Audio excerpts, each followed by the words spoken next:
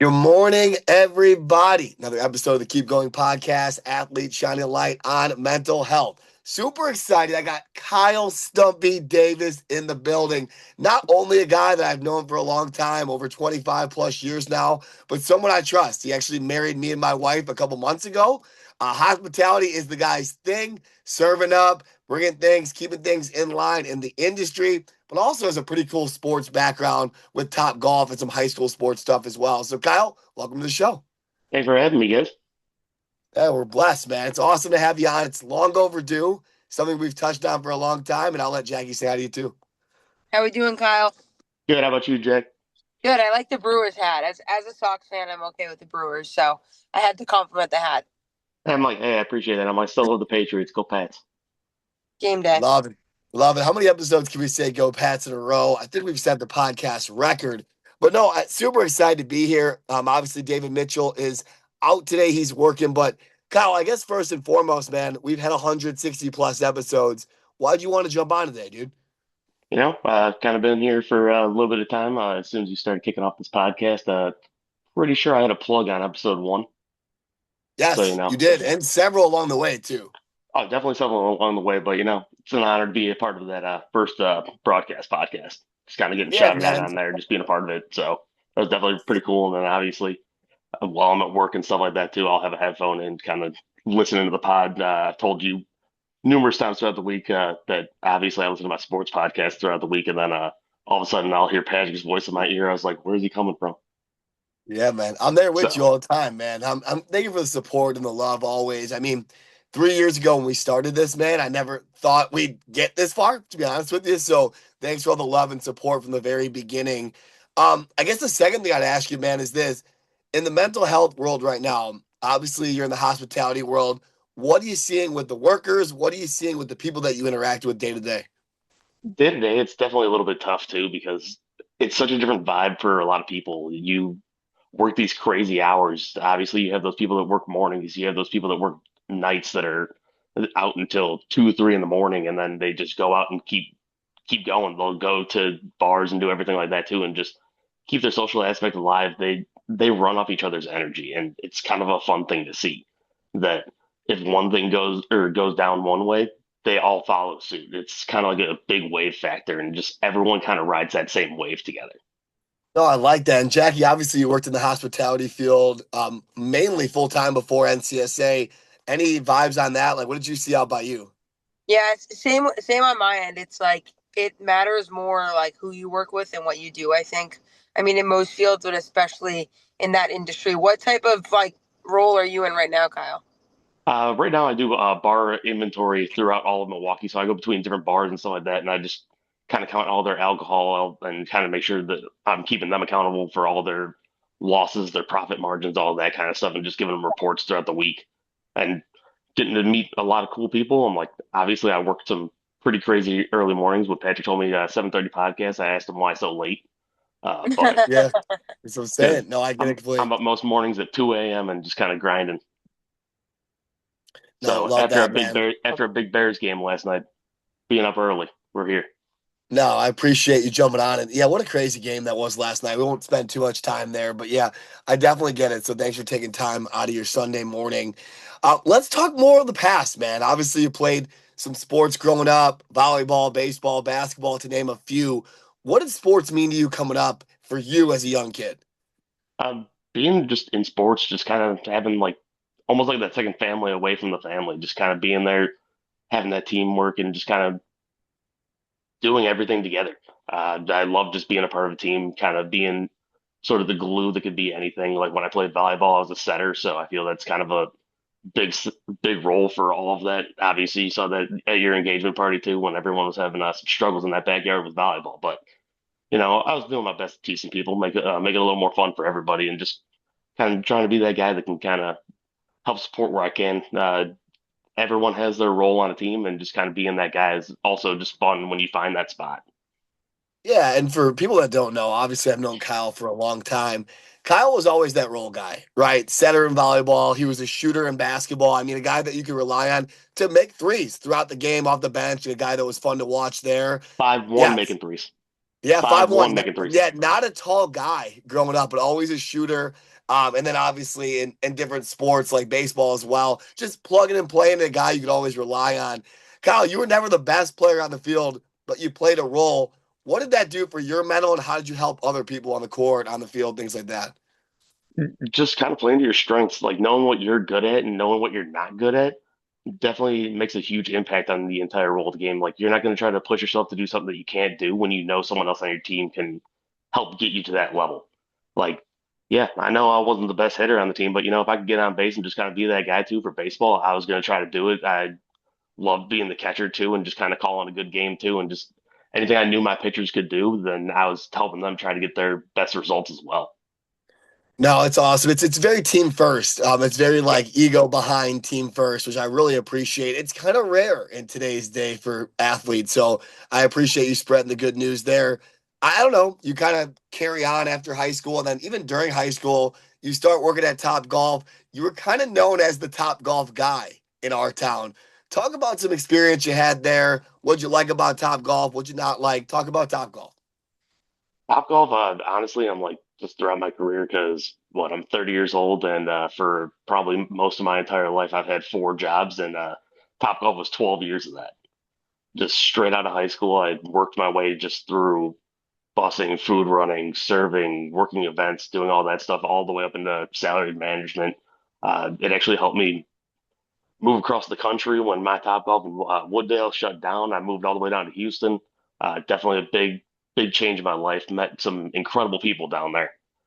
Felt like I made some cool impacts down there. Definitely was a weird time too, just being out there, moving across the country by myself for the first time, and then 2 months later get hit with COVID, and the entire country shuts down. Just being out there by myself.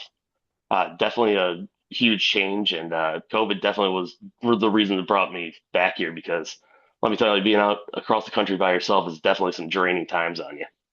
But I Yeah. know I talked to you about it throughout a lot of times out there. Yeah, man, stay there. I remember when you went to Texas. Obviously got you a Tim Riggins jersey when you left. You came back quicker than we expected. But what I tell you during that dark time, during COVID, how was your mental health, man? Like, how were you getting through those times? What did you do to feel better? Honestly, I'm like when I was out there, it was definitely a little bit tough. I'm like, as I said, I'm like I was by myself. I didn't get a chance to really meet and experience anybody out there. I couldn't go out. I couldn't go meet people because everything was shut down. The only thing that was open was Topgolf, and Topgolf, that family down there, they grew so close to me just being out there. It was awesome. I'm like, I still talk to those guys all the time. They were a strong lifeline for me when I was out there, and they were some of the people that helped me get back up here and move back to Illinois. I told them that I was just kind of like in that same rut, just kind of like I'm working, I'm doing nothing, I'm not talking to anybody. I'm like I'm talking to some people up here. Can't really do much during COVID, but and they helped me reach my goals coming back home, just being with the family, so I could continue on my positive vibes. Yeah, leaning on your people, leaning on that company, which was always a family feel for you. How about yourself personally? Like, what did you find yourself doing for your own mental health? I'm like honestly, when I was out there too, I'm like kind of just whenever I was feeling out of it, I'm like I would go golf. I'm like just get out there on the course. I'm like everything was shut down, but golf was open air. You could just go out there and like yeah, I was golfing by myself still and just being out there, but just the peace of being out there in nature and just kind of like focusing on the craft of the golf really just kind of helped me just process and do a lot of fun stuff. Yeah, Jackie, go ahead. First of all, that's cool. I didn't think about the fact that people were probably golfing during COVID. I was up in New England, so that wasn't really a thing, and I didn't realize either that you were in a new part of the country. But I like the aspect that you touched on about just being outside and doing something. Like I get so not worked up sometimes, but I try and have in my routine like go for a walk, go outside, and sometimes I focus so much on just checking it off of my list rather than just enjoying the fact that like I'm outside, I'm doing this activity for yourself, and I think some of the healthiest people I know mentally and physically are the ones that as they grow older, like sports stays in their life and they continue to do that and have that be a part of their life. No, it's definitely a big thing too, especially with golf. I'm like, it's always been a big part of my life. Patrick, a lot of people on this pod probably know too. I'm like, growing up in Elk Grove, I'm like, you probably knew what putt-putt golf was, just kind of walking through the neighborhood. I'm like, my family's business. My grandma started that back in the, I don't know, 70s, just mini golf course, and just kind of like golf has always been a little bit a part of my life. Obviously, mini golf and regular golf a little bit different, but everybody knew my grandma. She was one of those big supports for me. Just kind of, she was nice to every single human that she met, and it kind of just rubbed off on me throughout my entire life. That's Yeah, amazing. I can absolutely concur on that, man. Like, just a fantastic person, a fantastic family, and that was always ingrained in you, man. The golf side, the sports side. I do want to transition. Tell me a golfer that you've looked up to, someone that's, meant a lot to your life first. That's the first part of the question. Then, second part of the question is, in the mental health realm, how have you kind of connected it to your everyday life? Honestly, probably one of the biggest influences is probably Max Homa. Yeah. He's always been out there. Obviously, he's on so many different podcasts. I know he hops on Mike's podcast all the time too. Him and those two are very close and talk about their mental health all the time. Max, and then just a few other golfers just along the way, like Joel. If you guys ever watch Next Swing on Netflix, he went through so much different stuff, battling cancer, being in dark times, and he's still out there on the tour, just kind of doing his thing and just kind of like spreading that light. And he always has those sponsorships all over him too, just kind of supporting all the cancer research too. And that makes such a big difference on the world. It's awesome to see that they can just take their sport and kind of reflect that on the rest of the world. Yeah, it's so much bigger than the game, man. And I love Homa too. He talks about like his routines and how he used Oh to be yeah. so tough on himself out there on the course. And now it's like, you know what? What's already been done has been done. Like it's out of his hands. So I really like that point of it. Kyle, last thing I got, man, I'm going to transition over to Jackie for the mailbag. But obviously, the preface of the podcast is more of that keep going moment. What is your keep going moment, man? Something that the normal person shouldn't have got through, but you got through, man. Honestly, just kind of like when I was down there in Texas, just being out there, just my Top Golf in Wooddale closed down out of the blue. They were building a new one out in Schaumburg. I just got promoted to a manager and stuff like that, and they kind of told me like, "Hey, we're either going to fire you. You can take a demotion to go to the Schaumburg one, or you can see if there's somewhere across the country." And I interviewed for 6 different Top Golfs across the country from Minnesota, Ohio, Texas, not knowing anywhere I was going to go. Get a call one day from my boss Dennis, and he's like, "Hey, I want to have you come on out here and be a part of this Houston team." And definitely throughout that time, being there throughout COVID, getting really close with all those guys, girls, everyone down there was awesome. And I'm like, I've talked to them numerous times, and they've been great. And my boss, when I left too, when he helped me get back up here, really made an impact on me, giving me this one liner that'll always hurt. And be like, I took that shot on that kid from Wooddale, and I got more than I could have ever expected, and just dropped a tear on me. Just like trying to make an impact on the rest of the people around you just makes everything better. Not surprised they felt that way. Jackie, go ahead. Yeah, it seems like that kind of translated from the mindset you had with sports and volleyball to okay, or like you said, baseball too, and just being the role player and doing what you can do. It seems like you kind of did what you could in that role, and obviously it brought you a lot of relationships and good work experience as well. Questions I have, obviously, to start, we always like to ask the guests: is there anything we haven't talked about yet that you wanted to touch on today? No, honestly, I'm like, I asked Patrick throughout the week anything that we were going to kind of get into, and I'm like, I was just kind of going here with a blank canvas and just kind of seeing what was going on. Obviously, I listen to the pod as much as I possibly can too, and I'm like, I'm just excited to be on here. So, Thank you for that, man. I appreciate it. Yeah. And I know you said you listen to sports podcasts and you listen to this one every week, which is great. So thank you for that. Is there anything else you do throughout the week in your routine that's like set for you that you know, like if I don't do this thing, like I might feel a little off, like anything else you have in place habit wise? habit wise, I'm like, I got a 2-year-old puppy. I'm like, so Yeah. he takes up a lot of my time too, and I'm like, me and him, we love going on just like walks and just being out there, especially me and him just recently moving up to Milwaukee too, just being up there. I'm like, he has a backyard to run around in, but he loves to still just go on walks anyway. So me and him just go walk around the neighborhood, just kind of seeing people throughout the neighborhood, just giving casual waves and just trying to be a nice guy throughout the neighborhood, just trying to learn my neighbors throughout the neighborhood. And I'm like, obviously they know his name more than they know my name, but that's okay. I'm like, you can know my dog. I know your dog. I have no idea who you are sometimes, but it's okay. I Yeah. love that, dude. Go That's ahead. great. I love that too. And I always go back to the walking piece because that's such a big thing for my mental health. Like I I work remote. So the other day I went outside. I was like, I haven't really been around people today. I went outside. I'm in a new neighborhood right now up in Maine, so I don't know the neighbors yet. But even just going for a walk, like you said, waving to the people, just being a little like as engaged as you can in your community goes a really long way. And then I have to ask, since it's football Sunday, who's your Super Bowl winner this year? You're not going to be happy with And me, don't say the but Bears. no, absolutely not. Uh, that one's tough. Obviously, being throughout the Chicago market my entire life, and obviously being a Cleveland Browns fan. But we'll divulge on that. But I think it has to be Josh's year. It Okay. has to be those Bills. I'm like, everyone's out of there. Patriots, you can have your time. I'm like, I like the Patriots a lot this year too, but I'm like, I thought Rams and Bills going to Super Bowl. So I wouldn't mind that. I wouldn't mind 49ers either. Obviously, we know who I want, but I like the 49ers too. I just feel like they're always that team that deals with injuries, so you just never know. oh yeah. Never know. We'll see. We'll see. Josh, I don't know. You obviously know. I don't mind. As a New England Patriots fan, we actually don't mind Josh Allen.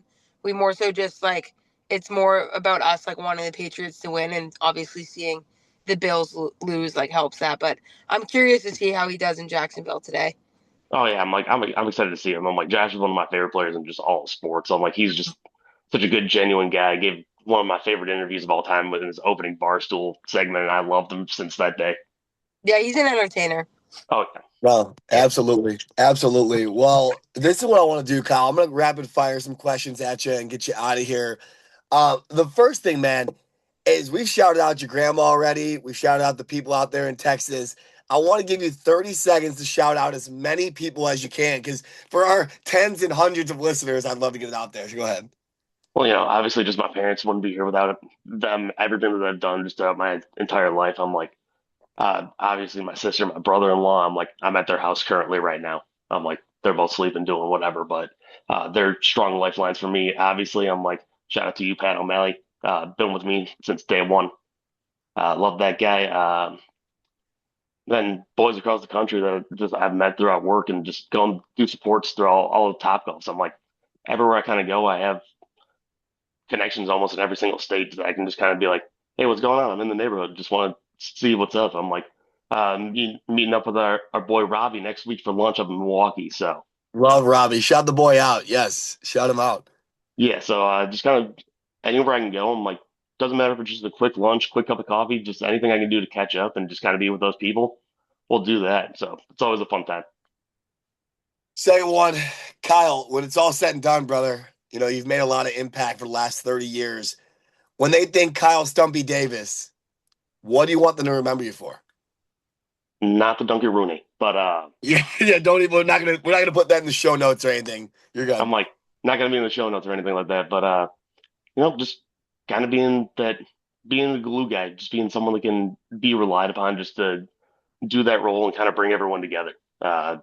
Have had numerous just like different friends from different groups that I've brought together, and we talk to each other every single day in group chats. I'm like, we got a guy that's out in Virginia, a guy that's obviously me up in Milwaukee, a bunch of guys in the Chicago area, South Carolina. We're all in the same group chat, and we talk every single day. And probably only two of them knew each other before me, and then I kind of brought everyone together, and we talked to each other every single day. Yeah, man. I will let you go today. I do have to share one of my favorite Kyle stories. Keep in mind, Kyle's been one of my best friends for a long time. I'll never forget this one. We were playing a basketball league. It was a high school league, and it was our first year in the league.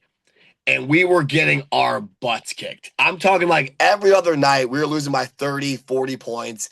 And we just weren't that good. We were young, kind of taking our lumps. And we were losing a game by 40, 45 points. Clock was going down. Their point guard had the ball. And Kyle looked at their point guard and said, "Hey, do you mind if I have the basketball?" And the point guard from the other team stopped, gave Kyle the ball. Kyle turned around from a step above half court and hit a three at the buzzer to make us lose by 37. And I don't tell that story because how crazy that shot was. I tell that story because the point guard loved Kyle enough to give him the ball and not rub our faces in it. And I'll never forget that. Just the kind of person Kyle is, the kindness, the shooter that Kyle was, and just I don't know, someone that can make us feel good even though we were having a tough day. So, Kyle, that's been your MO in my life since day one. I love you. You're a son, a dog owner, someone that people can trust. And, you got me married a couple months ago, man. So I love you for that. Kyle, before we wrap up, man, what do you got? Honestly, I'm like, just thanks for having me, guys. I'm like, been great. I'm like, honestly, I haven't even thought about that shot in a hot minute. I'm like, you would just give me the ball sometimes in basketball and just say shoot from our free throw line. So there's a lot of those shots in my life. When you have trust in a guy, you let him shoot. Jackie, what do you got? That's a great story. I'm literally picturing him just being like, "Give me the ball," and just hucking it and just it going in. That's amazing. I love that. No, but On it was that. We're great. not talking, it did not bank. It was on that. It was on Just that. all net. Oh, that's even On that. crazier. Yeah, it I'm was like, on that. Like I didn't believe in the backboard. Yep. Shooter, the shooter, banker's shoot. always closed. I love it. No, Yes. it's great. It was great talking with you, Kyle, today. I know I haven't seen you since the wedding. Hoping next time I'm out in Chicagoland, we can hook up too and hang out. Maybe get to Wrigley Field at some point.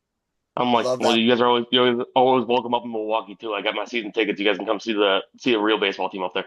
Uh, I love uh, it. yeah. Well, you had to get one shout out for the Brewers in there. All Had good. to.